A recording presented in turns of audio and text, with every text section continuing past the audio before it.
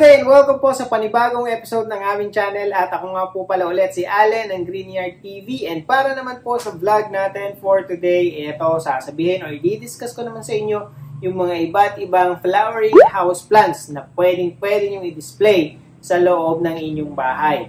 And syempre, bago tayo magsimula, sa mga bago pa lamang po sa aming channel, huwag niyo pong kakalimutan na mag-like, share, and subscribe and pakihit na rin po yung notification bell para maging updated kayo sa mga susunod pa naming videos.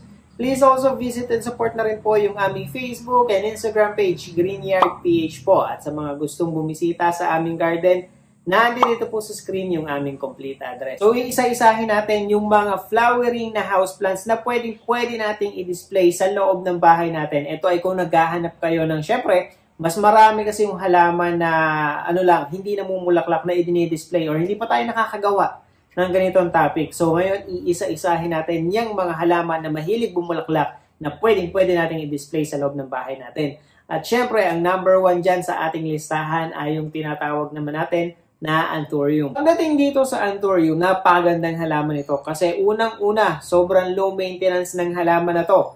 Kahit saan mo siyang i-display na area or spot ng bahay mo, siguradong-sigurado na mabubuhay ang mga ito. Pagka binili mo siya, kung magkadahon man yan, hindi yan yung sasabihin mo kakapal or kailangan ngang trimin, kailangan tanggalan ng dahon. So yan na yun, as is na yan. Ang pinaka-maintenance na lang na gagawin natin dito sa mga anthurium is yung pagpupunas ng dahon nito every once in a while. Kasi syempre, kukulik yan ng dust na dahil na rin sa itsura at sa lalaki ng dahon na meron ito. Ang maganda mo rin dito kasi sa mga anthurium ay different colors at varieties yung pwede nating pagpilian. At the same time, hindi ito yung kunyari ay long-lasting. Kumbaga, ang bulaklak ng anthurium na to halos hindi nawawala or even sabihin na natin na mawala man itong bulaklak na to, may kasunod na, may mga kapalit na, may mga halaman or may mga anthurium tayo na makikita na 4 or multiple blooms yung meron. Kaya napakagandang i-display nito. At the same time, makakapamili ka ng kulay na gusto mo. Napakaraming options. May pink, may white, may purple, may maroon, merong mga orange. So, depende na sa'yo kung ano yung magugustuhan o matitipuhan mo. And yun pa, napakarami. Meron pa tayong mga different shapes niyan. At the same time, madali lang siyang hanapin at saka mura lang ang presyo nitong mga anthurium, abot kaya. So, yun. Sobrang ganda nito kung halimbawang naghahanap ka ng isang flowering plants na gusto mong i-display sa loob ng bahay mo. Kasi kadalasan dyan, kapag kayong mga halaman talaga kasi na namumulaklak is, kailangan nila ng direct sunlight para mamulaklak sila. Ayun nga, itong halaman na to, kahit saan mo siyang i-display sa loob ng bahay mo, magta-thrive siya, hindi mamamatay basta-basta ang halaman, even yung bulaklak niya. Ang susunod sa ating listahan ay ito namang African Violet. So, pagdating naman sa African Violet, ito ay parang, para siyang succulent type na halaman. More on, parang pang center table, pang centerpiece sa mga lamisita. Pagkatapos, napakagaganda ng bulaklak nito. Hindi lang katulad ng sa anthurium, yung anthurium kasi naglalas. Pero ito yung African Violet, hindi naglalas ng ganung katagal. Sobrang tagal yung mga bulaklak niya. Pero ang maganda sa kanya, dire-diretso or tuloy-tuloy yung pagbulaklak ng mga African Violets. And ang katulad din sa mga anthurium, meron kang different kinds of color ng flowers ang pwede mong pamilian. Meron siyang purple, meron siyang white, meron siyang pink. So, yun yung mga yun yung mga sabihin natin common. Napakaganda kasi madali ding alagaan ng mga African Violet. And ang kaganda mo sa mga African Violet, para siya kasi para nga kasi siya dibang succulent type. So, drought tolerant itong halaman na to. So, yun lang yung yun lang yung dapat nating pagkaingatan sa mga halaman na to. Huwag tayong mag-overwater. Kasi pagka nag-overwater, katulad ng sinasabi ko sa inyo kanina, is ito succulent type. So, drought tolerant tong halaman na to. So, mas prone siya sa overwatering kesa sa underwatering. Pero make sure na hindi naman natin or dapat hindi natin siya makaligtaan na diligate. Kasi syempre, mamamatay at masisira din ang mga halaman. Tsaka isa pa, pagkakulang na sa diligate, magiging maiksi pa lalo yung lifespan ng kanilang bulaklak. And mas maganda lang itong mga African violet kung wag natin siyang or mas i-display natin siya sa mas maliliwanag na parte. Morning sunlight, tatamaan siya, walang problema. Pero yun nga, mas maganda kung hindi siya tatamaan ng direct sunlight. At yun, syempre, kung halimbawa direct sunlight, imposible naman yan kung halimbawa gagamitin natin sa loob ng bahay natin. Pero yun lamang yung kailangan natin pagkaingatan pag nag-alaga tayo ng mga African violet. Susunod naman sa ating listahan ay itong mga different varieties ng orchids. Pagdating naman dito sa orchids, sobrang dami ng varieties na pwede tayong pamilian. Ang pinaka-common nga lang na ating mabibili sa merkado ngayon na madali nating makikita ay itong nasa taligiliran ko, tinatawag nating Phalaenopsis. So pagdating dito sa Phalaenopsis, sobrang tagal din ng buhay ng bawat bulaklak ng mga orchids, lalong-lalo na itong Phalaenopsis. So, low maintenance, wala rin naman siyang pinipiling spot ng area as long as, kasi ito kadalasan, ginagamit siya sa mga living room, sa mga offices. Ito yung normally na pinaglalagyan. So, doon siya i-display kasi napaka-classy na tingnan kapag ka naka-display, lalo na yung mga pure white. Sobra pagka inilagay mo yan, may nakita pa nga ako kasi ang Phalaenopsis kasi kung mapapansin nyo talaga is isang tangkay lamang yan na bulaklak. Sa isang puno o sa isang halaman, isang tangkay na bulaklak kadalasan yung mga yan. So meron akong nakikita, 4 na piraso, pinagkukumpul-kumpul or pinagsasama-sama, nakapalibot siya para maganda at mas balance tingnan, mas malagong tingnan din pati. Kapag ka-i-display mo sa mga living room at saka sa offices. Pero yung single pa nga lang kasi, yung single pot pa lamang, nag-i-stand out na kasi siya talaga dahil mataas. Around siguro mga 2 feet yung yung itinataas niya. Tapos yung pag-arc pa ng bulaklak niya, yung 2 to 2.5 feet. So hindi pwedeng hindi mo siya mapapansin kapag ka-i-display mo sa mga ganitong klase ng lugar. And dito naman sa maganda nga lang sana kung ilalagay natin siya doon sa mga maliliwanag na lugar, maliliwanag na area. And itong Phalaenopsis, hindi mo lang siya kagad din pwedeng kumbaga pagka namatay ang bulaklak or nawala ng laga sa mga bulaklak, medyo mag-iintay ka ng mga ilang medyo mahaba-habang panahon para mapalitan ng bagong bulaklak. So siguro yun lang yung pagkakataon mo. Kung marami ka naman sa bahay, pwede mo naman siyang pagpalit-palitin. Bago naman mangyari yon is tatagal naman siya ng mga around 6 months bago mag-fade or bago mamatay or manlagas, talaga manlaglag yung petals ng bulaklak ng inyong mga Phalaenopsis. And low maintenance din. So, ang pinaka-maintenance lang gagawin natin dito is yung watering at saka yung pagpupunas ng ng pinaka-dahon niya. Yung sa bulaklak, medyo kasi medyo maselan. Hindi naman maselan, pero syempre, hindi mo basta-basta pwedeng punasan or pahidan yung bulaklak kasi baka mapiktal ba yung petals niya. Sayang naman. Advantage lang ng Phalaenopsis, kapag ka natanggalan siya ng isang petal, since pahaba yung yung bulaklak niya, mapapansin mo yung bungi or mapapansin mo yung space na nawala dahil nalaglag yung petals ng Phalaenopsis natin. Kaya make sure na kapag nililinis natin or pinupunasan natin, mag-ingat tayo para hindi naman natin mapitas yung petals ng ating mga Phalaenopsis. Ang susunod naman sa ating listahan ay ito naman mga tinatawag natin na bromeliads. Pagdating dito sa bromeliads, napakatagal din. Parang nangahalos itong artificial plants itong mga varieties ng bromeliads. Pa-outdoor man, makakakita ka ng mga bromeliads. Meron din tayong mga pang-indoor na talaga namang napaka-colorful din at napakaraming kulay din yung pagpipilian natin. Bukod sa kulay, ay different varieties din yung pwede nating pamilian. Kasi ang maganda mo dito sa mga bromeliads, maliban sa sila ay colorful, iba't iba rin yung shape at itsura ng bawat bulaklak, ng bawat varieties ng mga bromeliads. Yun yung maganda mo sa kanila.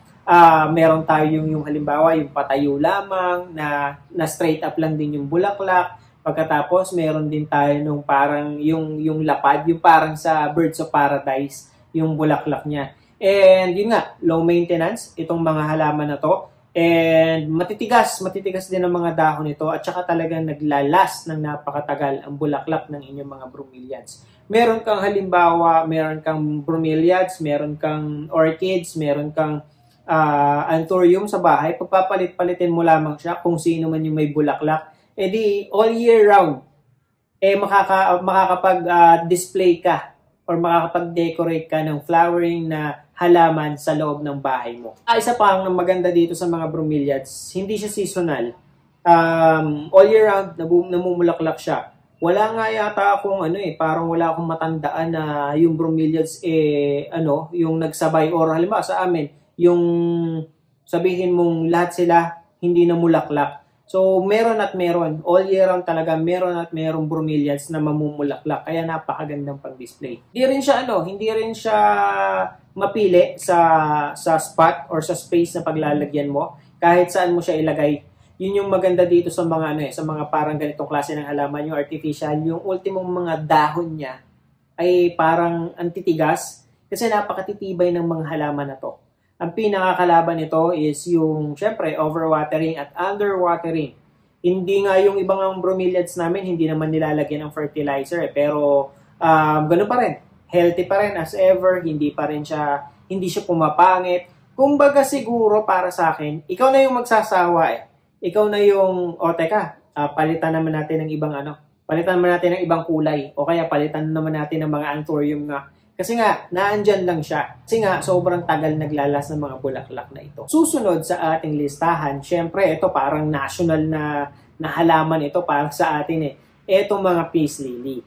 Pagdating dito sa peace lily, unlike lamang ng mga nauna natin sa listahan natin, ang peace lily kasi may pinipiling panahon.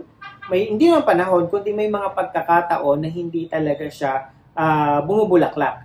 Once na nag-fade itong bulaklak na to, meron naman siyang papalit na panibago. Ang isang problema rin ng mga nag-aalaga ng halaman natin, minsan yung variety na meron is mahirap pabulaklakin, unang-una sa lahat. O kaya nagtatagal bago magkaroon ulit ng bulaklak yung ating mga peace lily. Yun yung main problem nitong pag-aalaga ng peace lily. Kaya sa akin, ang pinaka-suggestion ko, unang-una, may mga vlogs tayo, napakarami nating vlog about dyan sa kung paano ba magkakaroon ng multiple blooms yung mga peace lily natin. So, nandyan, panoorin nyo lamang po yan. And pangalawa, siguro ang suggestion ko is ang ilagay natin, unang-una, ito kasi pinakamaganda sa lahat, ay itong variegated peace lily. Hanggang ngayon, napakabenta nito. Hanggang ngayon, nagkakaubusan nito. Kapag ka meron sa amin, hindi siya talaga nagtatagal. Kasi unang-una, ang variegated peace lily, hindi yan natigil sa pagbibigay ng bulaklak. Mas madali siya. Although napapa-multiple bloom natin yung mga ordinary din na peace lily, yung common na nakikita natin. Pero talagang ang variegated peace lily, mas madali siyang mag-bloom. Kahit less care siya, yun nga, less yung maintenance ng variegated peace lily, pero talagang makikita mo sunod-sunod yung bloom. Minsan kasi sa peace lily na yung ordinary na nakikita natin, minsan dumidepende siya sa dami ng puno.